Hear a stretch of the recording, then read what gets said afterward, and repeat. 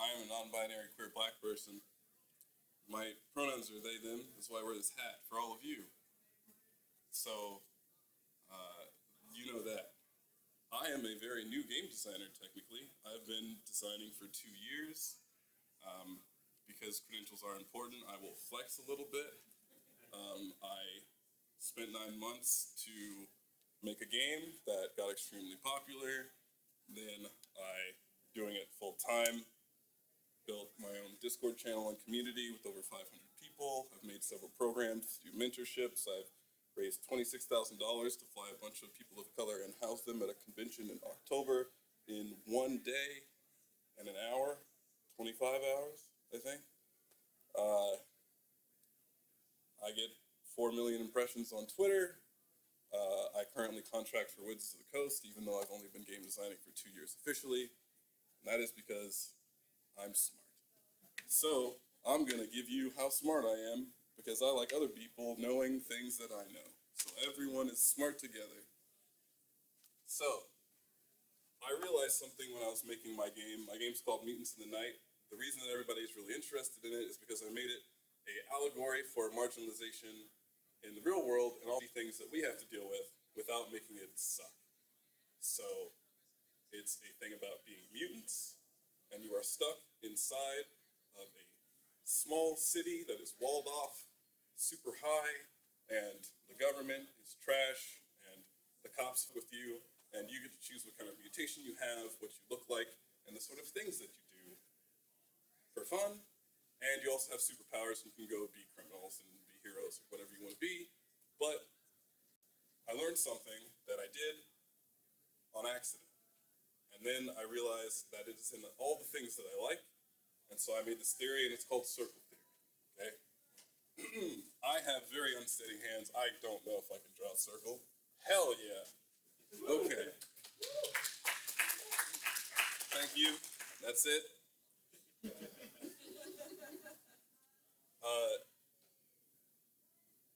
Good stories, apparently, in this theory, they have this outer circle. Most stories, things happen in here. Oh, that's not in the middle. Hey, that's sort of middle. And in here. And I'll tell you what these are. This is the character, right? The PC, sure. This is the environment.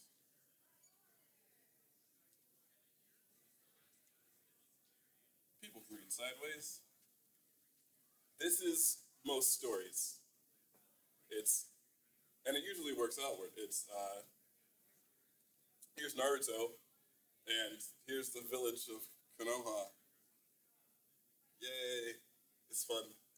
This character gets stronger to become the Hokage or whatever. John Wick has everybody trying to kill him. All this stuff. These things are how they relate. This is how you make a story. There's a character, here's the environment, and now they're acting in the environment, and stuff happens. That's really simple, and I don't like it very much. Because I don't think it makes it so that when people are playing a game, that it's actually that immersive to them, because this isn't how we work. This is a really basic form of how people work. I'm in this room right now. This is my environment. And how I feel and the things I'm doing based off of how all of you are reacting is cool. But if you know this, which I'll reveal in a moment, mystery, then the context completely changes, right? Stories are about conflict in some way, internal conflict, external conflict, all that sort of stuff. But we start from the inside of, like, this person has this particular problem. Instead, this is the unchangeable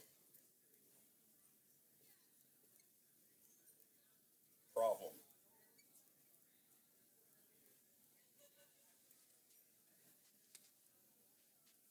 This is the outer circle. This is what makes it cool. I'll explain why. If you say that I'll use my game as a foundation here. In my game, Mutants in the Night, it starts by saying the world is in a place where mutants have no human rights. It sucks. The government all over the world has all of these mutant safe zones where mutants are put in, and then they live in these cities and all that sort of yada yada. It tells you what the culture is like globally, how people generally feel about mutants, politically, all that yada yada. Then it goes into your environment, the stuff that you actually interact with, which is your city and your mutant safe zone. And then you say, okay, well, here's my character. Let's get a little bit deeper into that. If this unchangeable problem happens, let's say we're creating a character in a game. It could be a video game, it could be a tabletop game, whatever. People sort of think that character creation happens on the character creation page, but character creation happens as soon as you tell somebody what the story is. As soon as you go, let's play this game is about blah, and you give them the little blurb, they start creating a character. Whether that is actually creating a character going, what kind of character do I want to make? Or they just start processing, I'm going to create a character based on what I'm about to be told, whenever that happens. So when you tell them what the unchangeable problem is, you start to get to a point where you're starting to function like a human being, because all of you here live in a world with an unchangeable problem. You live in a society. Thank you. Okay. We can affect, personally, global politics. We can affect our national politics. And I mean, as a singular person, it is extremely hard to get to that point, and when you do, you're working with other people to get there. On a personal level, you are stuck in your life, whatever this happens to be. This is what dictates your environment. Your environment reacts to all the stuff, whatever it happens to be. If I use this with traditional fantasy setting, people usually go, we are playing in a fantasy setting. There's the environment. There's castles and princesses and dragons. And so they're giving you this environment that just you make a lot of assumptions in. And then they go, your player character is a knight. Go fight stuff. It can be fun, but it's not immersive. You then have to create more about your character based off of just the environment or from other things outside of the game. You go, well, I thought this character that was a knight and this other thing was really cool. Or I watched this movie and that character is something that I've been wanting to play, so I'm going to play that character. That can still lead to immersion, but you're not building it. They are. Having an unchangeable problem changes everything. And that's the beginning of some really cool. If I say, we are playing in a fantasy setting, in this fantasy setting, there is, the gods have decided that there is famine across the world, and that this famine will not end for 100 years. If that remains true, if you go, this is not a thing that can change, which is really just not addressing it, and having no mechanics towards being able to do it. Not being like, oh, well, later on you find a temple where there's a ruby and you can sacrifice someone in the ruby and yada yada. Have it actually be unchangeable. Then the first thing that happens is someone goes, well, there's a famine. How does that affect me? I don't know yet. I'm starting to build a character. I go, if my character, I was thinking that they were going to be this really cool knight, then now it means that I probably have like a bunch of food because I'm a soldier, probably. Maybe I have enough to get by, enough to make my body strong. If I was just going to be a farmer, now my life just changed, like super big time. It moves into the environment. People will start bridging these two things together. So you're trying to go this way. Your environment is reacting to your unchangeable problem, and now your environment, let me go backwards actually. When you don't give somebody an unchangeable problem, when you don't have another layer out here, then this space, this environment, is something that largely is filled in by whatever someone already knows and thinks about what you give them. If you say, this thing is in outer space, in a space station, they're going to take everything about DS9 or whatever and shove it into what this is. They go, oh, well, air must be cycled this way, and I think gravity, there's probably a gravity thing that keeps everybody going. Maybe it's circular. You start putting all of the information in there because that's what we do. We're creating these spaces specifically so that people fill in the blanks. But you fill in the blanks with what you know. When people choose an environment and they don't make it heavily detailed in what's important, which is bridging in the unchangeable problem to the environment, then this right here is not valuable. It doesn't matter where you are. You want to do a thing. You're really just here with your player character going, well, this is where I'm at, but this is what I'm doing. You need to layer these things together so that the PC moves outward with what they care about. So, on the flip side, you have the famine. Someone thinks about their environment because immediately they don't know who they are yet, but they know that there's a problem, and they know that their character, whoever they happen to be, is going to have this problem. So then they're going to start filling in this space. How the environment affects their character. This is before names, this is before classes, this is before the character creation page. They go, if there's this, that affects this, that's going to affect me. I don't even know who I am yet. They start filling in these details. These details, we contextualize ourselves by reflecting off of the people and the things around us. If you ask a teenager, hey, who are you? Tell me about yourself. They'll go, I play soccer, I go to school, I like music, I hang out with my friends, I go for hikes, yada yada.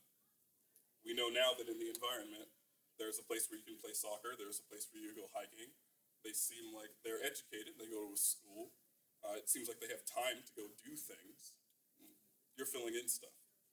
Our brains naturally do this thing. And so we want to, by using circle theory, make the brain do this in a way that we want it to. By going, fill in the blanks, but here's a prompt. Here is a setting, and then relating it to something so that they can fill in all the things in that setting up, rather than going, here's a problem, here's a condition, how does that affect you? Because the environment isn't actually the physical space nearly as much as it is the things you choose to reflect off of your character.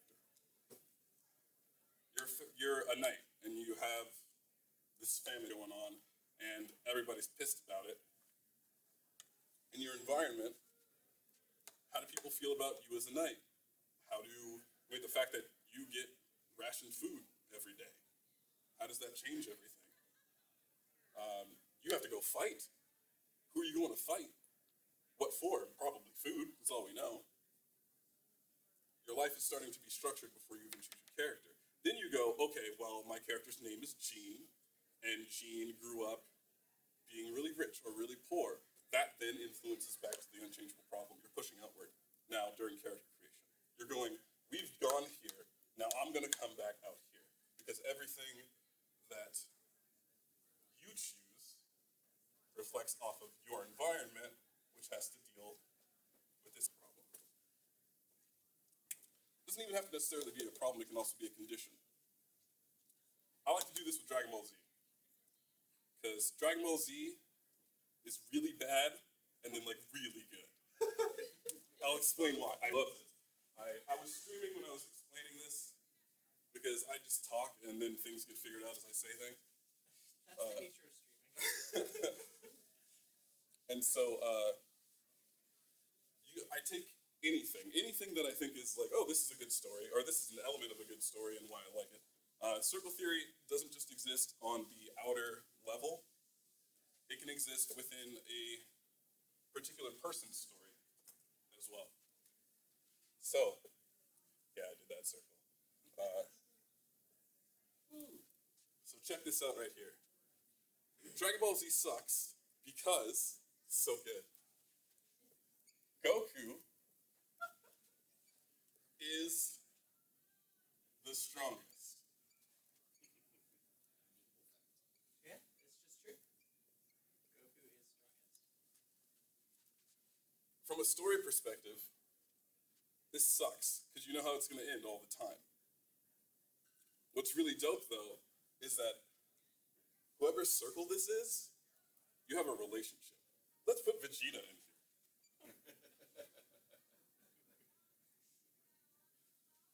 Vegeta's big problem that he cannot change is that Goku is the strongest.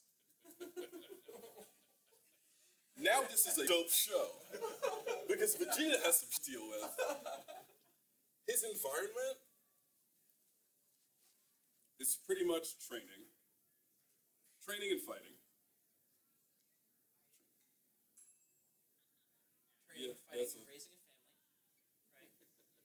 Well, here's the thing that's really cool too, is that circles change. I'm going to explain this because this is how it gets a little different, right? Whether you're designing whatever kind of game, whatever kind of story, your job that makes it way easier to be a really good storyteller is to just change one of these three circles or change the elements surrounding them. Vegeta, fighting, training. Let's go through Vegeta's storyline, because I love Vegeta. Vegeta shows up and he goes, Raditz is dead, they're Dragon Balls, I can become immortal. Why?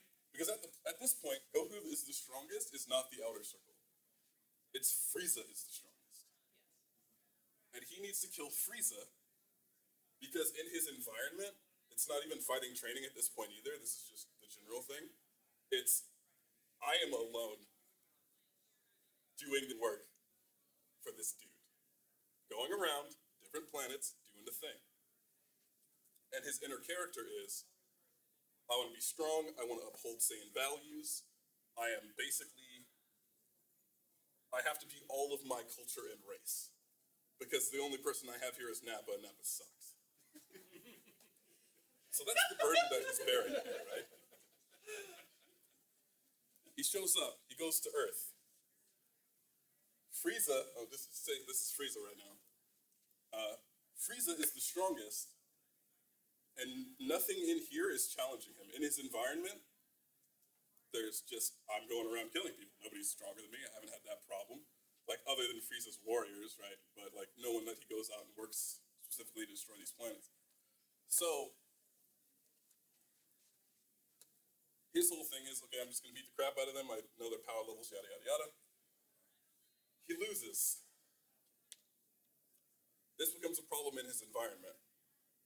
Because now, he's like, wait, there are people that are stronger than me that aren't Frieza. What am I going to do?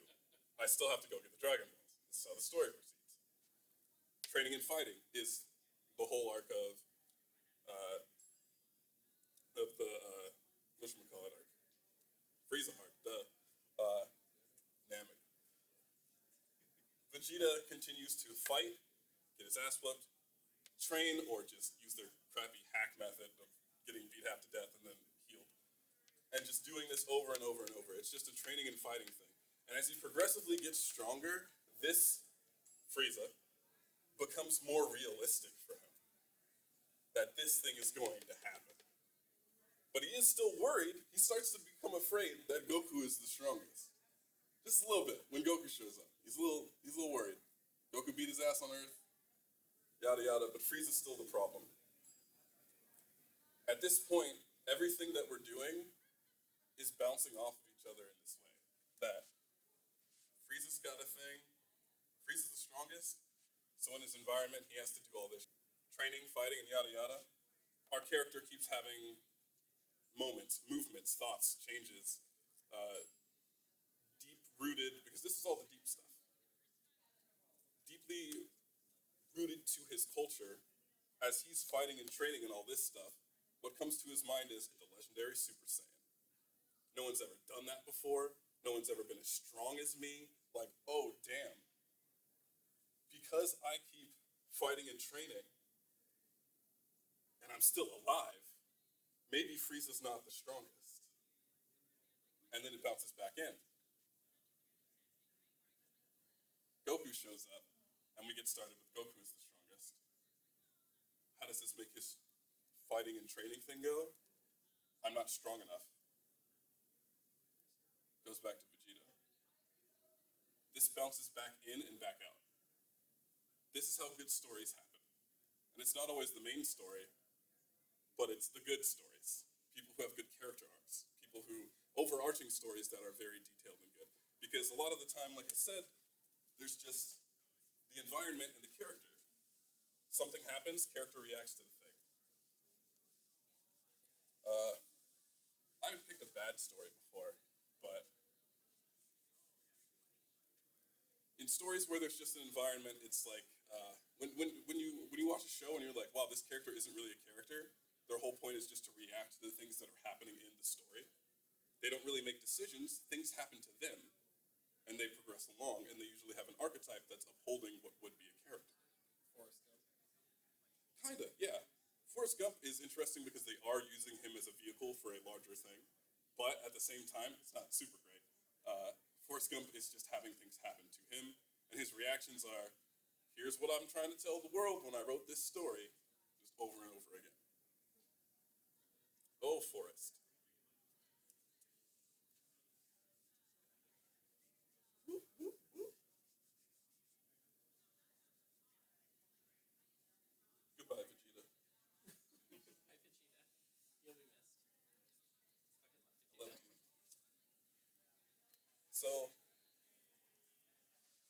So far, does everybody kind of get what I'm explaining here? Cool. When you are making a game,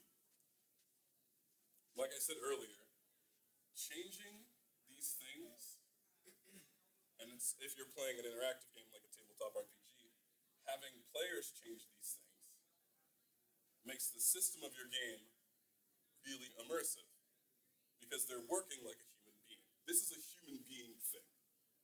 Everything relates to the largest problem. My largest problem is like poverty. And then in my environment, I have an apartment, doesn't have a couch in it, but like I'm working really hard. And then I put myself in here and I'm like developing my character. I'm like, damn, I'm working really hard, but I'm still poor. But you know what? Because I'm still poor, I have to work really hard on what this, that, this. How does this stuff affect me and how I am as a person? Get stronger.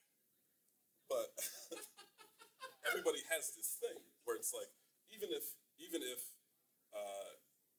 let's say I escape poverty, which, you know, give me a year.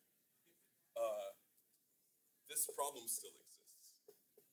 I personally, on a personal level, technically beat this thing, but if we're talking about my life, where all my friends are poor, this is still the problem that I can't change. I can't solve poverty for everybody. The big problem remains the same. I can change my environment based on the fact that I attained a thing, really internally. This changes to have a really nice apartment, and now I'm going to lunch with people who make over 100K a year, and I'm working on projects that are huge, and my name is on big things. Can I start helping people? Can I help other people escape poverty? Is that a thing I can do? What if I try? It goes back and forth. People's personal stories, overarching stories. In an overarching story, this is I would say characters, but it's really like what the game is about. What's it about? Those aren't real letters. This is what you want your game to be about, right? Your game is like something hella simple. It's like, I just want this game to be really fun in the way that people, I want them to have like a childlike joy, right? This thing right here becomes a limitation because it's a condition. It doesn't necessarily have to be a bad thing. It's, well, if you want people to have childlike joy, this is going to be that your character perspective, the POV, is a child.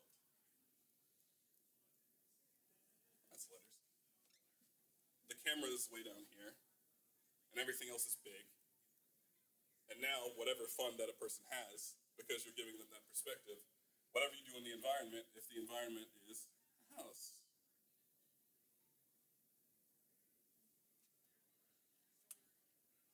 You have the perspective of a child. There's a house. You put toys in there. You put that things that you grew up with. If you're trying to hit a particular age group, things that you find exciting, you put in your mechanics of whatever to make it fun. And then this player starts having a bunch of fun, but then this player has more needs. Because once you get somebody into the joy of playing as a child, whatever it happens to be, you have to consistently change the environment. That's what we do in games, go to the next level, and keep the condition the same. Once you change the condition, everything else is affected. If you go play a couple of levels, and you're in the house, and then as a designer you go, okay,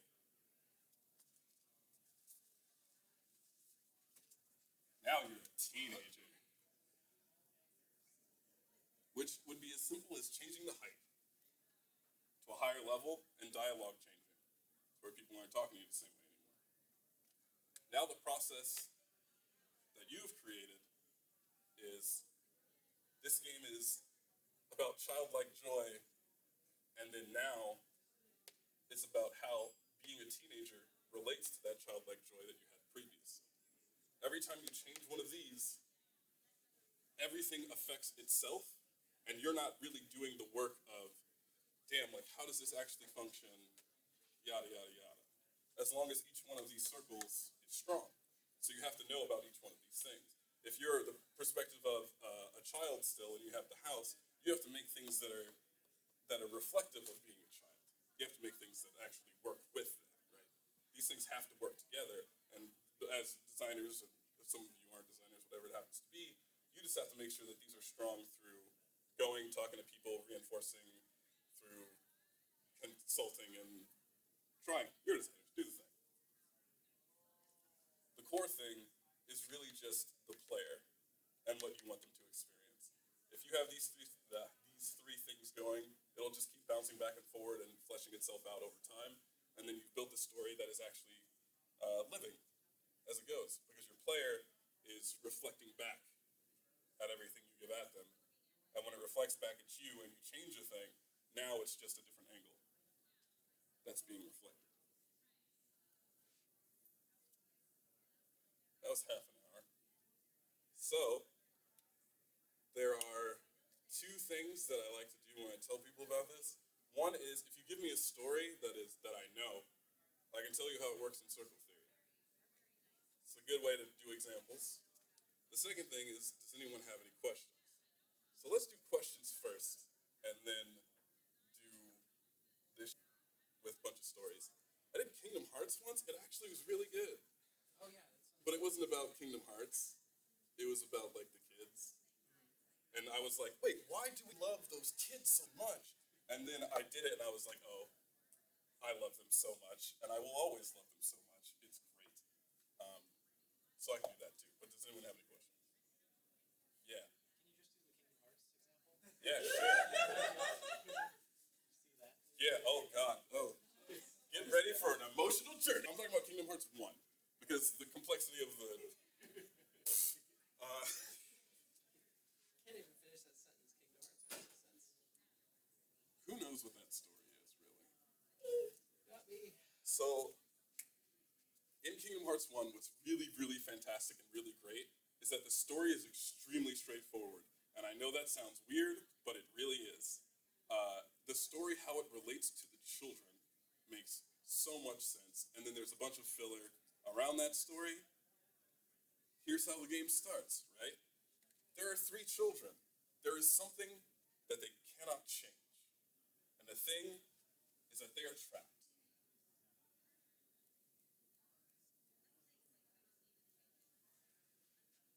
And they're on Destiny Island.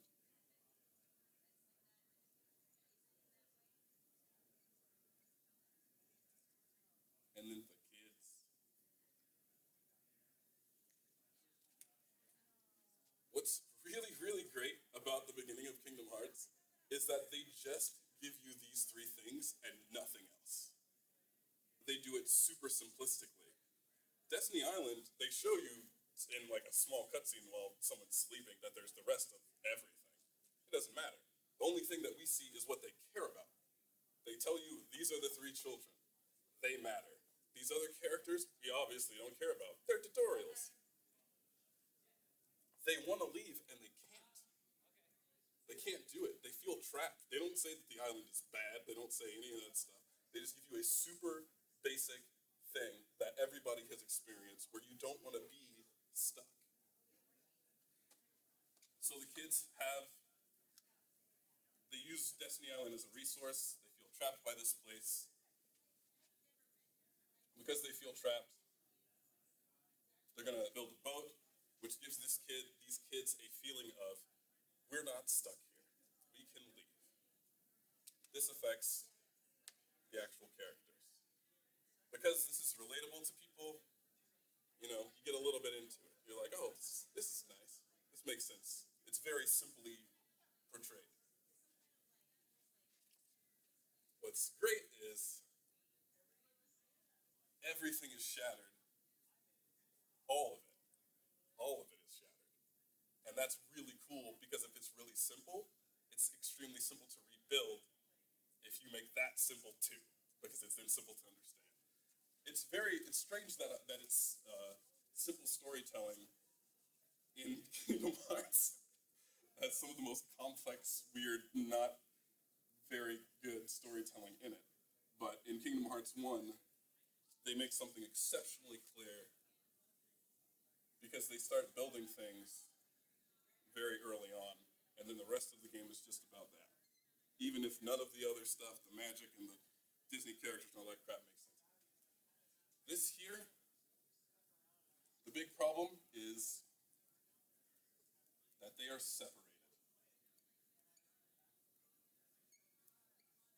That's how you spell that word, I think.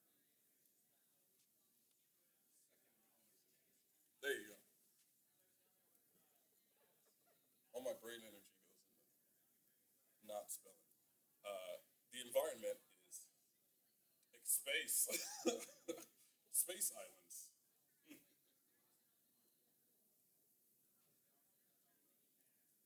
And then it's Sora.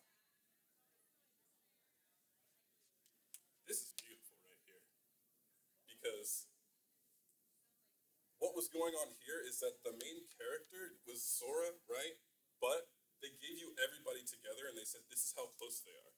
This is about their journey. Sora wants this to be their journey. When it becomes just Sora, Sora's character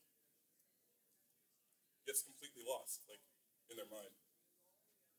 This right here, Space Islands, now it's completely reversed. Destiny Island was this place that you couldn't escape. Now you can go everywhere. But it doesn't matter because you're separated. Sora wanted to see everything with everyone together.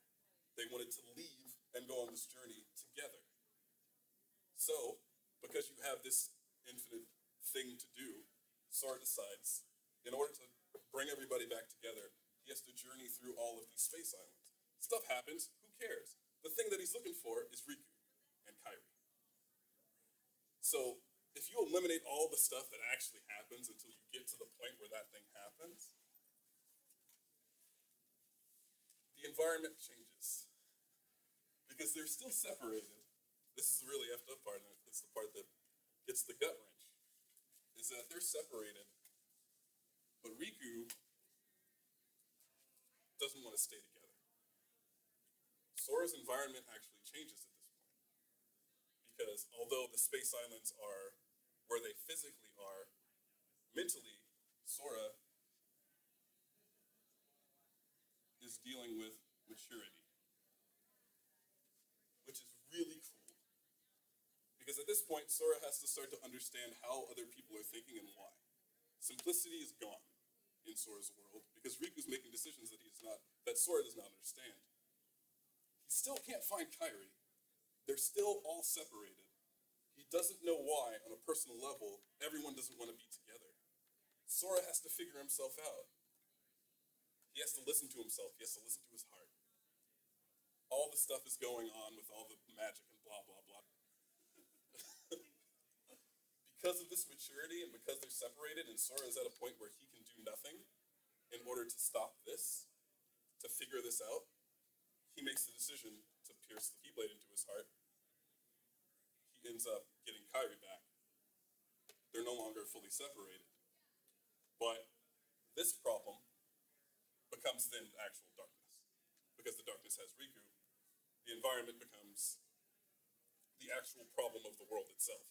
Because when those things align, Sora then becomes actively, along with caring for a lot of people, Sora becomes actively attached to the main story, which is fighting the darkness, The reason that he's so interested in the light is because it's what gives him the power to continue on the journey in order to find everything. That's what Kingdom Hearts is about. Because then at the end, they end up separated again. But Sora, because he actually dealt with this, and because he dealt with this, you end up with just the circle at the end. And that's what a really cool ending, when it's just like, Sora's dealt with everything. There are no actual problems for Sora anymore. He actually doesn't even have an environment.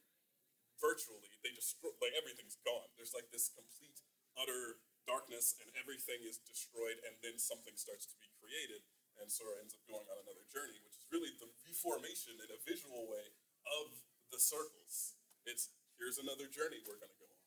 What are these things going to be? Because he finished the story. Instead of these things being solved in a way where it's like, oh, we're not separated anymore, now I'm super mature. Sora doesn't gain full maturity, but he did begin to face it. It's a story of 3 games. Of course, they're not good. Well, 15,000 games. But this is something that's going to progress later. But these are all choices that as a designer, you go, okay, what am I going to do with this? Can I solve it directly? This is like getting into your own quality, deciding what story you want to tell. You take your narrative and you go, okay, what, at this point, if I want this to happen, what is this circle? And then how does this work now? If I know who my character is because I built my character, how are they going to work against the process of maturity? Is it going to be that they go, oh, wow, this is really hard, and they're going to run away?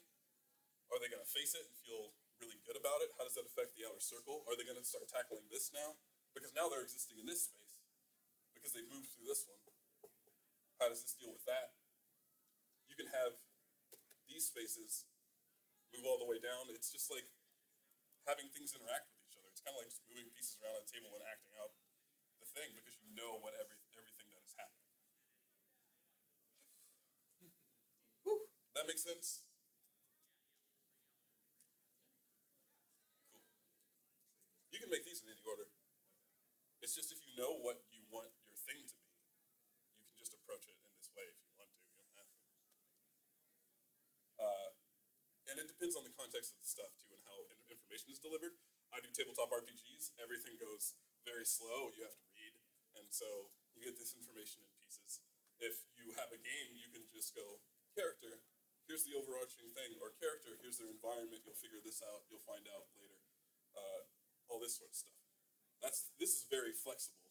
You can decide where the arrows go. Does it go, this goes here first? Does it go like that? Does this bounce back first before going back out here? What is... This thing shows up, like another circle, because here's the thing, you can have a circle for your environment, and for your, like, the overarching story, right, your narrative. You can have one for particular characters. These things can branch into each other, they can be different circles for different things. That's why I brought up the example of Vegeta specifically, because Vegeta's problem is with Goku, and the main story is about Goku. So, those two things can have separate circles. Goku's circles suck. That's why I didn't do his. He's the strongest. He doesn't actually have any problems. Goku just reacts to the environment. That's what we see happen every single time. Oh, somebody really strong is there. I'm going to fight them. I killed them. Somebody else really strong is here. I'm going to fight them. Over and over and over again. Environment, character, environment, character. Goku being the condition for everybody else makes it so that Piccolo goes from trying to kill Goku, being in an environment where he's constantly working along Goku, dealing with the feelings of feeling like a good person rather than an evil person, being in the environment of now having Goku's child. Am I still evil? Goku's really strong, dude. I don't want to kill anybody else, and Goku's dead. The kid's cool. Wait a second, I feel feelings. Am I a dad? That it goes like boom, boom, boom, boom, boom, and it keeps going. You just keep changing whichever one of these are. Meanwhile, Goku has his two circles bouncing around over here, and Vegeta's figuring out a bunch of problems. But once you go inspecting throughout all of those things, it's not only good to make stories, but you can analyze stories in this way and see why you like that is so good and what things they chose to do. The Matrix circle, it's like, I haven't even done that one because there's like 17 really good circles going on there. But this has helped me analyze just about any narrative that seems to happen. And if I think that something isn't going well, I go, okay, what's being lost? Do we not have this problem anymore? Does the environment just like not matter? You can like be in space and never have any space stuff happen. Like, oh, we have plants, cool. Like, never talk about air again, whatever it happens to be. Is the character not acting with or against any of this stuff? That's not a good story because things have to be bouncing around in here.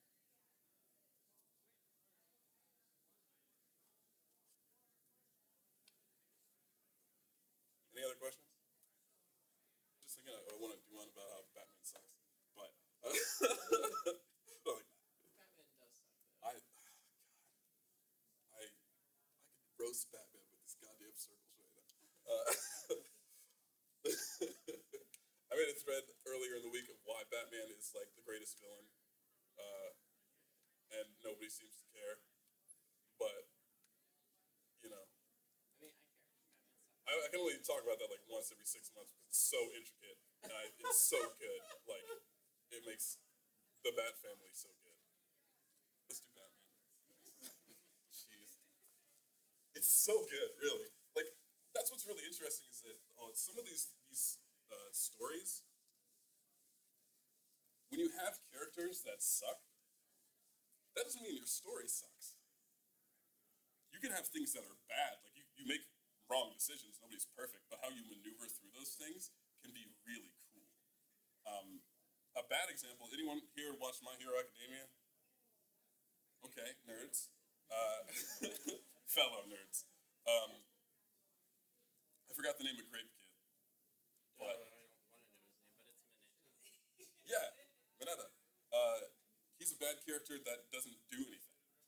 He has like, everyone sees that it could be like, oh, we could point out that misogyny is really bad, but he just exists, right? That's having a bad character that's just a bad character.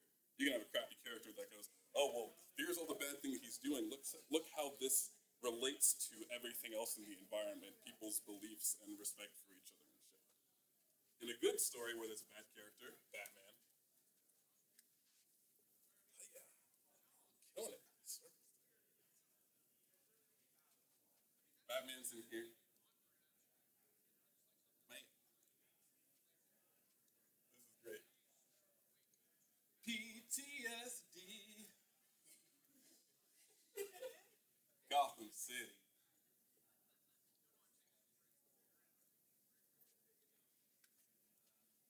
Batman is cool because this never changes.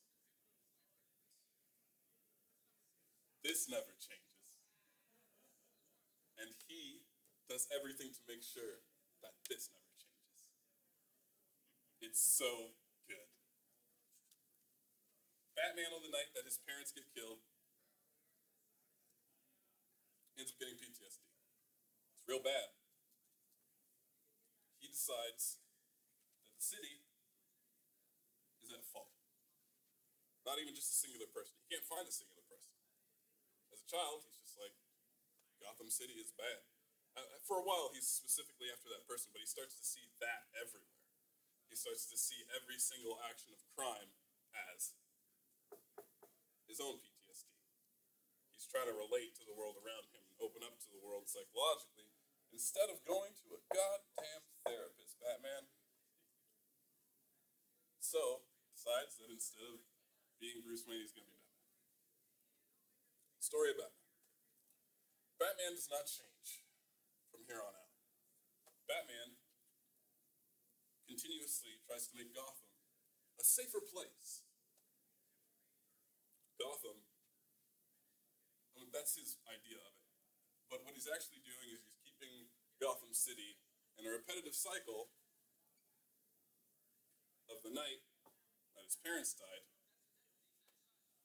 so that every time he's doing crimes in the city, or, well, solving crimes, doing crimes doesn't matter, he gets to relive that night over and over again, finding success in the time where he didn't. Where he couldn't do anything, now he can do everything. He's extremely rich. He has a dope-ass suit. He can make the city from two ways remain the same so that he can continue to battle this thing, which cannot be changed through the method that he is using. He's still Batman. There's still crime. This isn't changing. What's really cool is that things get a little interesting in relation to other people. Batman's environment does change. Not Gotham City, but his own environment. It becomes Bat Family.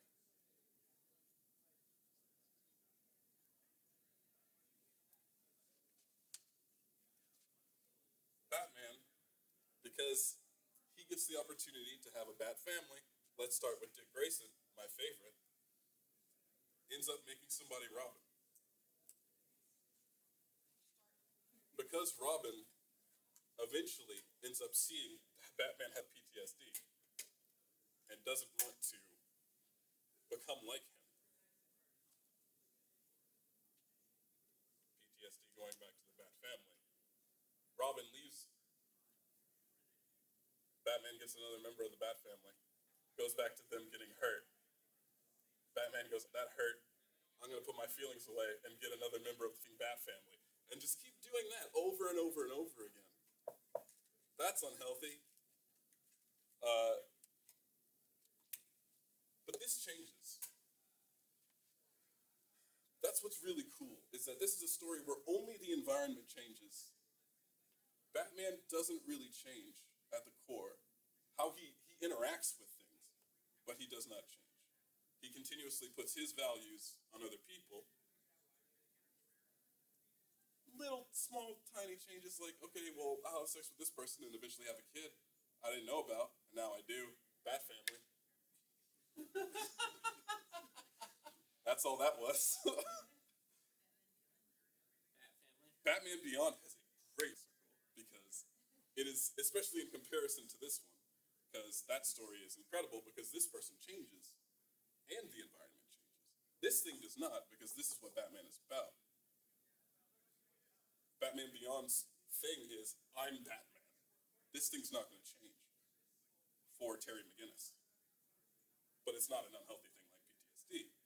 His environment is his actual real-world life and how that bounces off of him and being Batman. See how this works in every story all the time, everywhere? Cool. It's about that time. I'm very thirsty. I would like some water. Thank you. Please use this.